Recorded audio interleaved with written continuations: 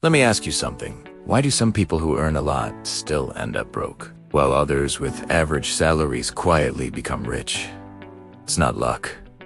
It's not intelligence. And it's definitely not just math. It's behavior. Because money isn't really about numbers. It's about psychology. You can have the best investment strategy in the world and still fail if your emotions are driving the wheel. Take Mike Tyson.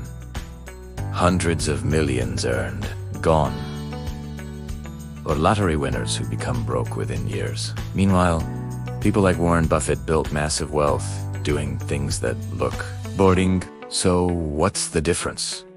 In this video, we're breaking down powerful lessons from The Psychology of Money by Morgan Housel. Ideas that can completely change how you think about earning, spending, and building wealth. Because once you understand the mental game, money starts working differently. Here's something most people miss.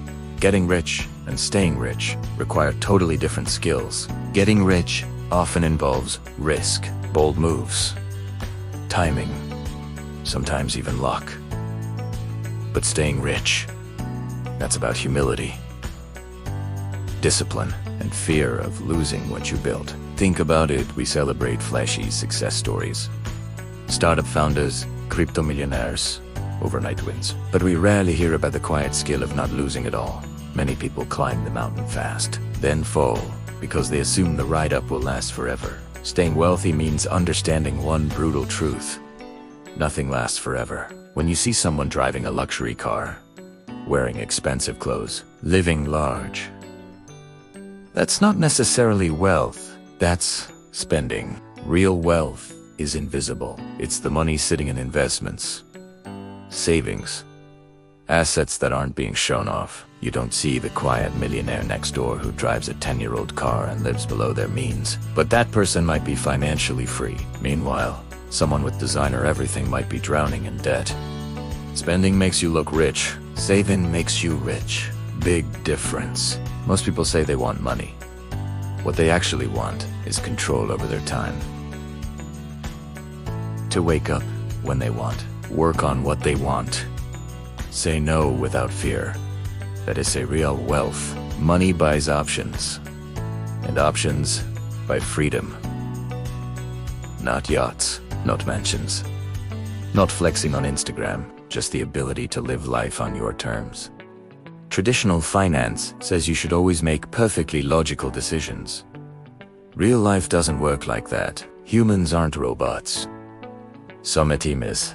The mathematically optimal move isn't the one you can stick with emotionally. For example, an investment strategy that makes slightly less money, but helps you sleep at night, is often better than a high-risk one that keeps you stressed 24/7.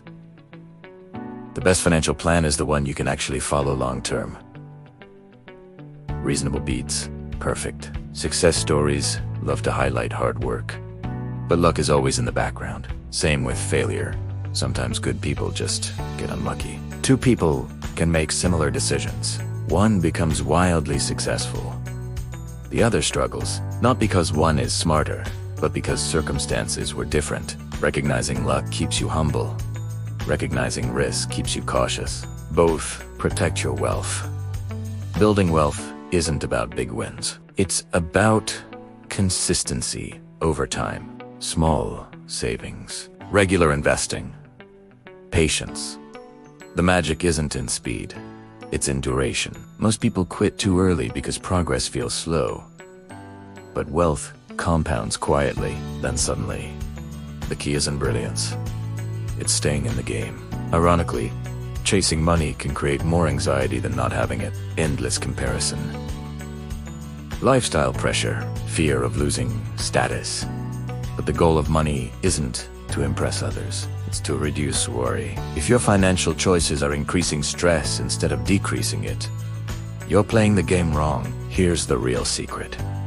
Financial success isn't reserved for geniuses. It's built by ordinary people with extraordinary discipline. People who spend less than they earn, avoid unnecessary risks, stay patient, ignore the hype, focus on long-term freedom. You don't need to outsmart the system. You just need to outlast it.